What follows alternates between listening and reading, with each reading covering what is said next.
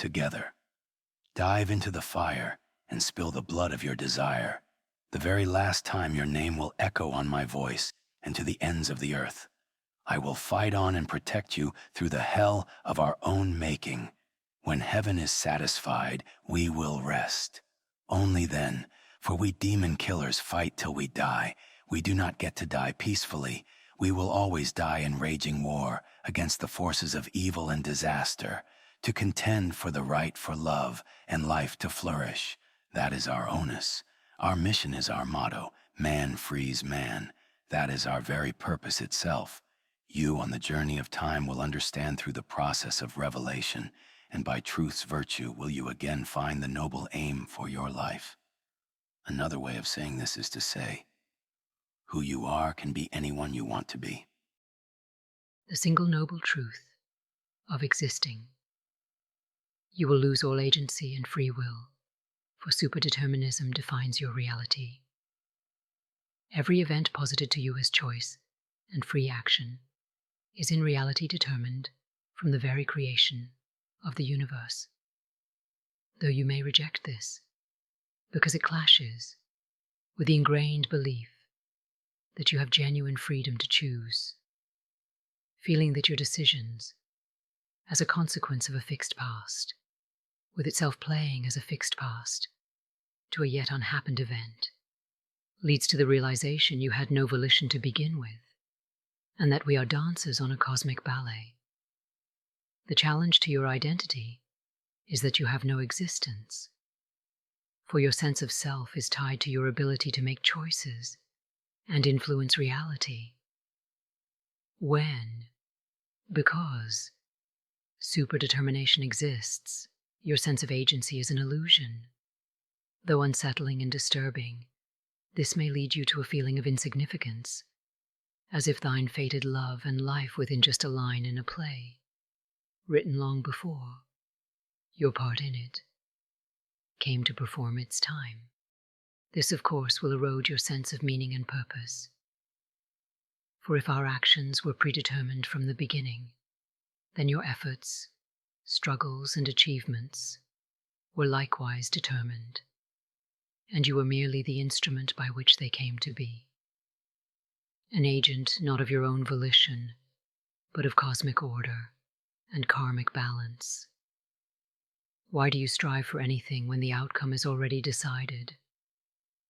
The truth of your sense of futility and hopelessness is because you lack the insight to understand that cosmic indifference to your existence has liberated you from the responsibility to behave morally, for moral responsibility cannot exist in a superdetermined universe, precisely because moral value depends on the ability of individuals to make choices freely of their own will, since a superdeterministic framework demands all action of the universe is actually a causal series of events chained together by the sequential order of their occurrence.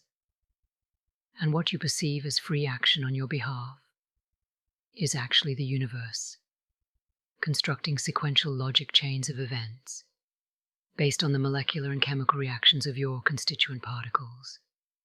You reach your hand to touch another.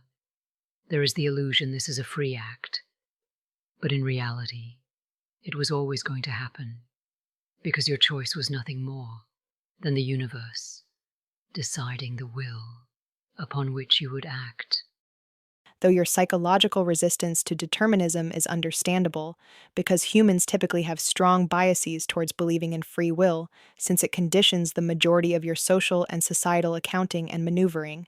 Since others hold you accountable for your choices, the energetic expenditure of energy is not towards anything like beauty, or truth, or justice, or freedom. Rather, the energetic expenditure of space and time is to move towards a point of maximal determination.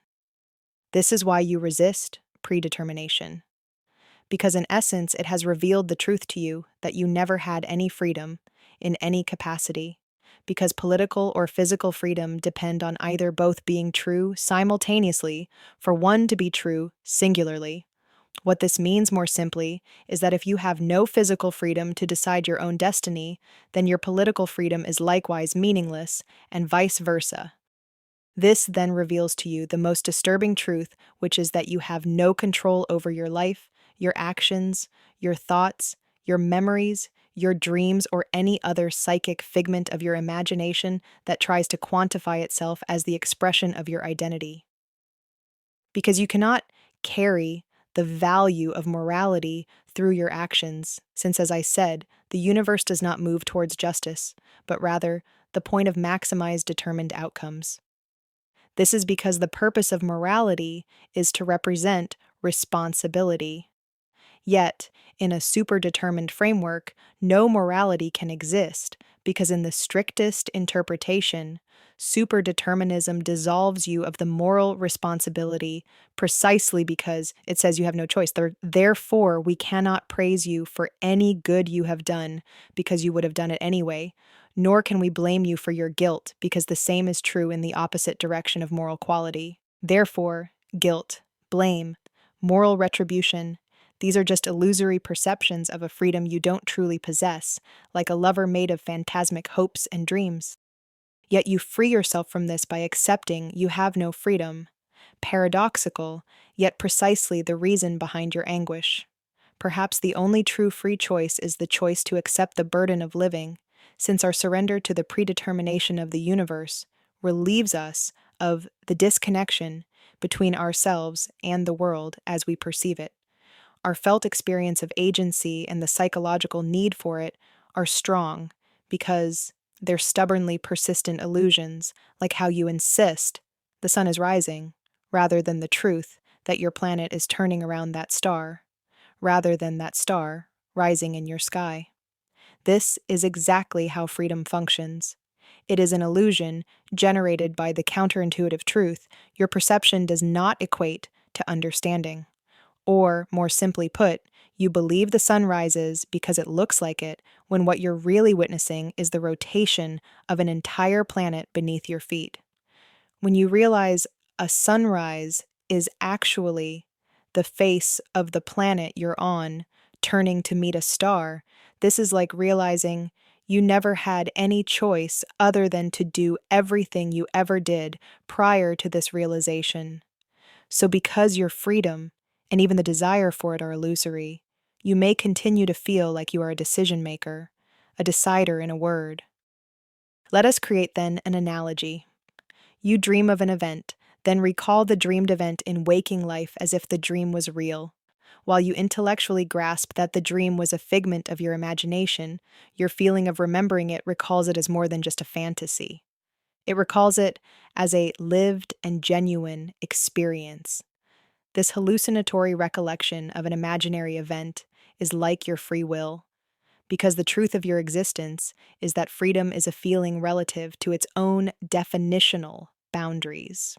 Your subjective experience of feeling like free agents is so fundamental that you refuse reality in a deterministic worldview, regardless of the logical conclusion drawn to accept, in a predetermined reality, there is no room for freedom of any kind, other than to accept surrender to the truth.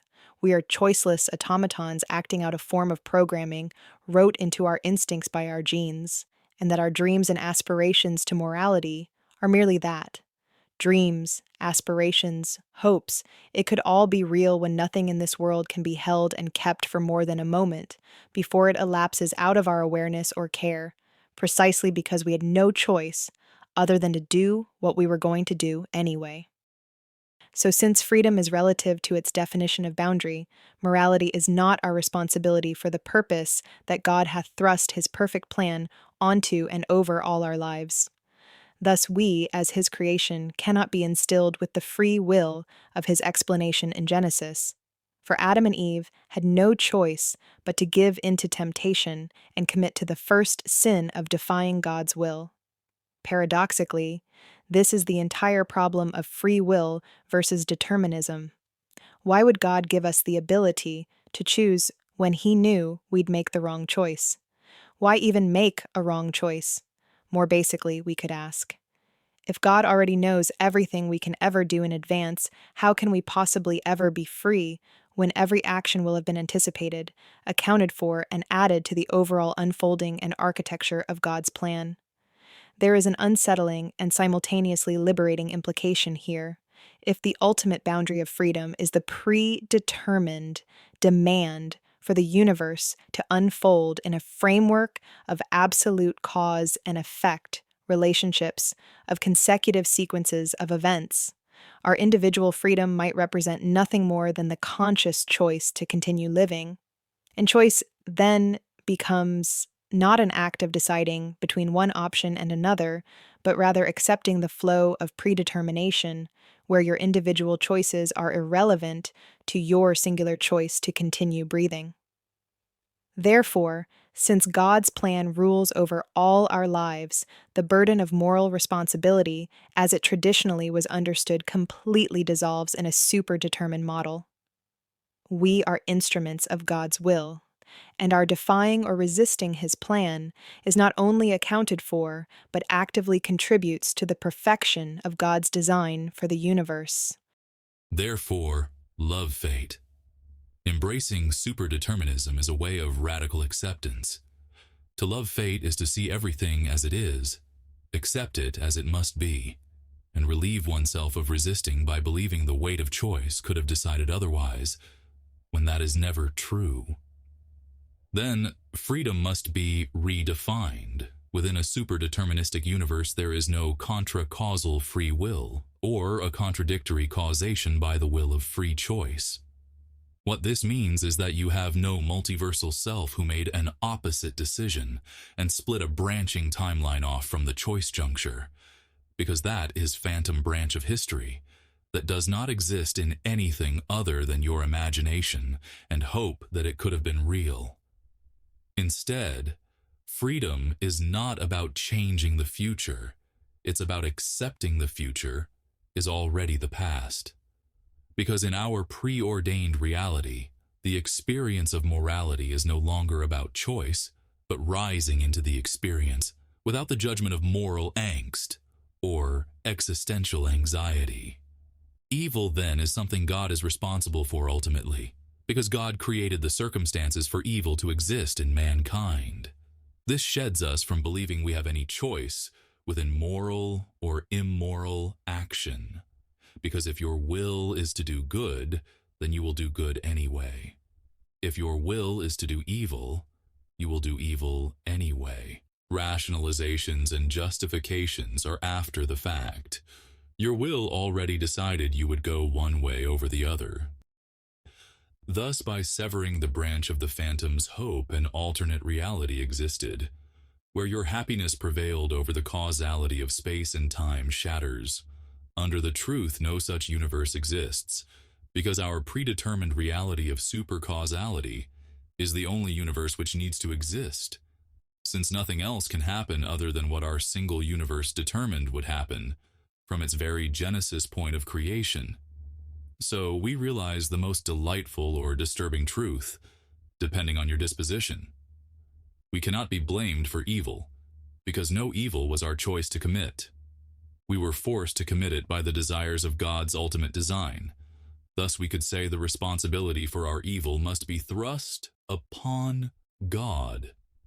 Since, if I cannot be rewarded for the good I supposedly chose to do, then neither can I be punished for my evil precisely because the freedom we used to validate the value of those choices is likewise illusory, and the people who would condemn or congratulate my evil or good done would themselves have no choice in doing either. Since there is no true ownership of action, our choices to good or evil are predetermined, because the concept of individual choice and blame becomes nonsensical. Why should I be rewarded for the good I was going to do anyway? Why should I be punished for evil I was always going to commit, regardless of what temptations or motivations may have been? We are simply karmic actors playing out the great drama of humanity on the stage of the cosmos. Better yet, we share this lack of freedom. I extend this lack of agency or individuality to every living person. You possess no genuine free will as it's conventionally defined. as the very basis of your judgment and blame crumbles under the realization you had no choice or freedom to attempt to contradict your moral collapse with. Since the fundamental condition for moral responsibility is free will, if free will does not exist as traditionally defined, then the entire framework of praise and blame collapses likewise, since responsibility cannot be imbued into predetermined actions of automatons. Therefore, you see, human justice is a fallacy.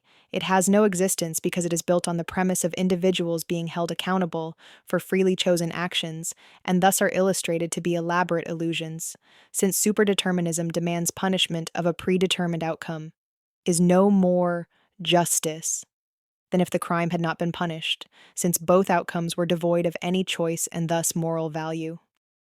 Therefore, morality in a superdeterministic framework is no longer about obeying ethical edicts or value systems, but rather moral quality becomes active resistance to or participation in the concordant flows of good versus evil.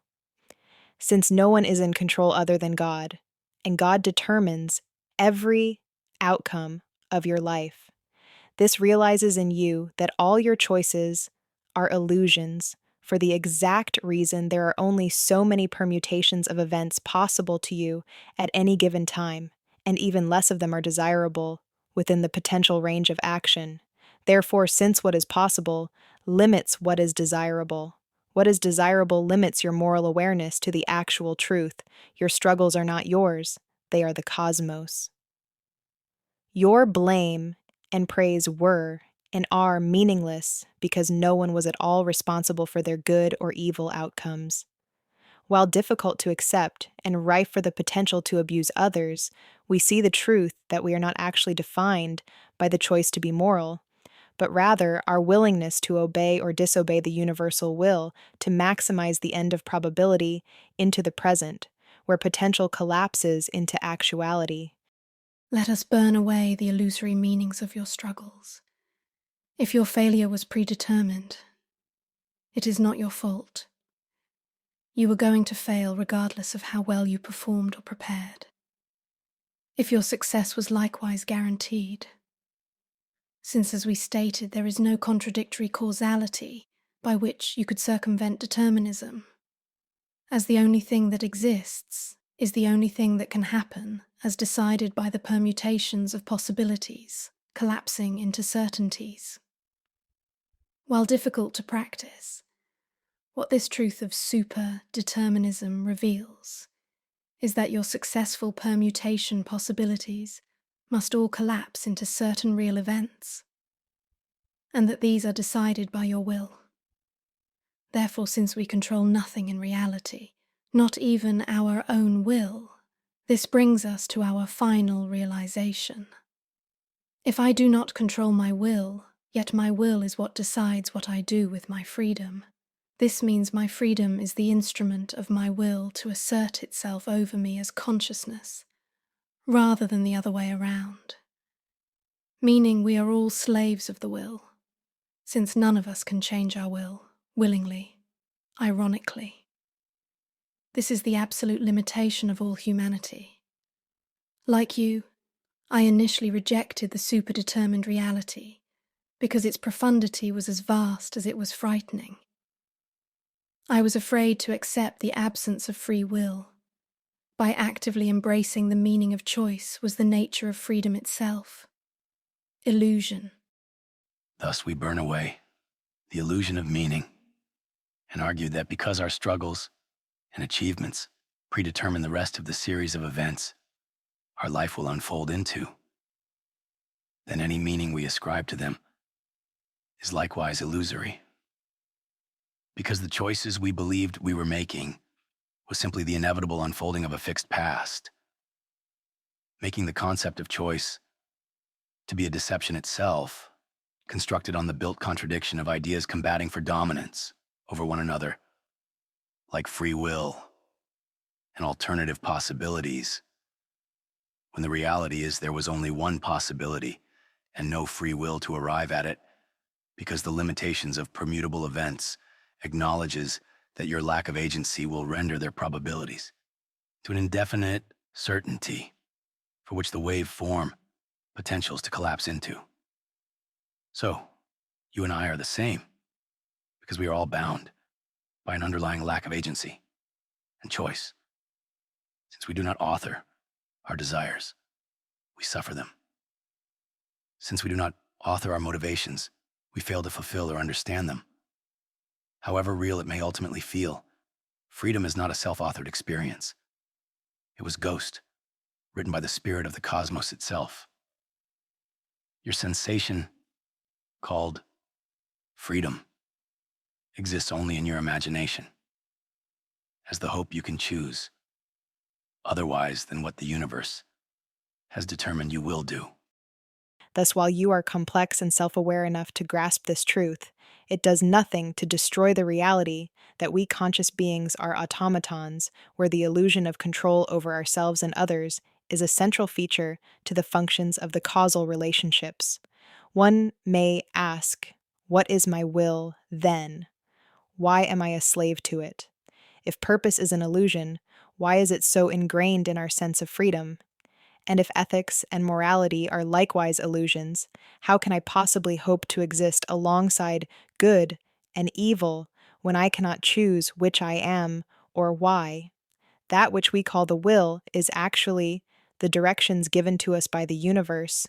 What the will demands of us is no different than what the cosmos is demanding of us. This is because the universe is trying to collapse probability into possibility, and that further condenses into the highest likelihood of potential to manifest into certainty. Thence, free will is an illusion that only exists as a projection of our conscious hope onto reality, in the belief it could be that freedom is real, but this is disproved by the presence of Anatman. Anatman is a Buddhist concept that says there is no abiding self to experience reality, and that our clinging to the illusion we exist as individual separate entities cannot survive the truth of the absence of an abiding or permanently fixed self. This is the entire point of the truth of Mu, or not being, or nothingness. There is no moral or ethical reality to aspire to, because they're as illusory as the concepts they're made out of. Thus we weave now into the spirit our truth, that physics and philosophy marry to wipe away the old world and prove our new superdetermined reality. The will drives forth humans to act according to the design of God, where observation or conscious interpretation can collapse wave functions, channeling one reality out of many potentials, which then cease to exist at the juncture by which they never occurred.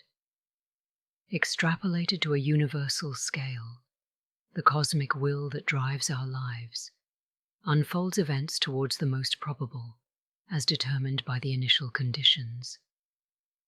This removes our agency even further, placing us all in the grand flow of probabilistic wave function collapse, alternatively described in the Chinese mantra Qian Tian Tao, or See Heaven's Tao, as an experience to remind us of the ineffable and eternal interplay of matter and energy, mind and body, spirit and material, so we can abandon free will, because Anatman demands the illusion of freedom is generated by our insistence for a self who could suffer, said free will.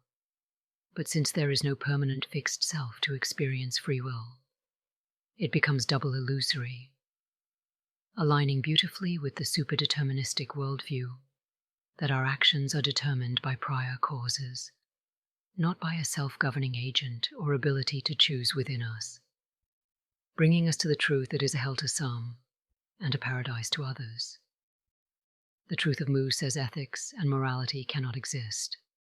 Because if free will and the self who could contain it are illusions, then the entire edifice of ethics and morality, which relies on the free self-making choices as responsible agency, crumbles, just as the Buddhist concept of Mu, meaning nothing or not being, in Zen can negate dualistic questions. By denying the underlying assumptions, we demand that ethics and morality are meaningless, because the fundamental concepts are built upon likewise illusory assumptions about reality that have no basis in physics or philosophy.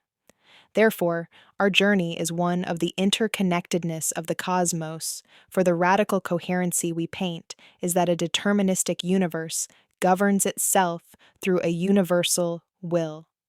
The lack of a permanent self to experience or possess free will disproves the necessity for it, and since free will is illusory, it in turn renders ethics and morality as meaningless, hence Mu is true. We push them beyond fatalism, where the very foundations of our subjective experience and societal structures question their own validity. This then leads us to the most disturbing of all questions. Is it better to be a random, unprecedented quantum swerve? Or is it better to be a great deterministic machine's tiniest cog? That question I leave to the ages to answer. What does it even mean to be human, knowing this will become life? What began as a genesis of ignorance bore forth the awareness we should not exist as entities separated from the causal chain of events that united us with the pain of having to exist and live. This realization so powerful in the absolute truth of the futility of human desire, that desire's only escape is to believe the realization is wrong rather than our relation to it. This is the fundamental rejection of nihilistic pessimism. We labor under the delusion it could be anything other than true, when this self would be nothing more than a byproduct of the conscious perception of energy expended in the absolution of human futility. What this means, more simply put, is that life is an excerpt of what could have been telling what is how it could have gone.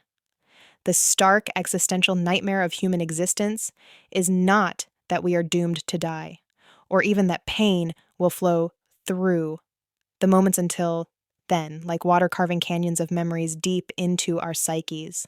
No, the true existential nightmare of human existence is that our attempts to impose meaning onto existence only betray our complete inability to do so. It is like trying to hide the death of a loved one by never entering their room again.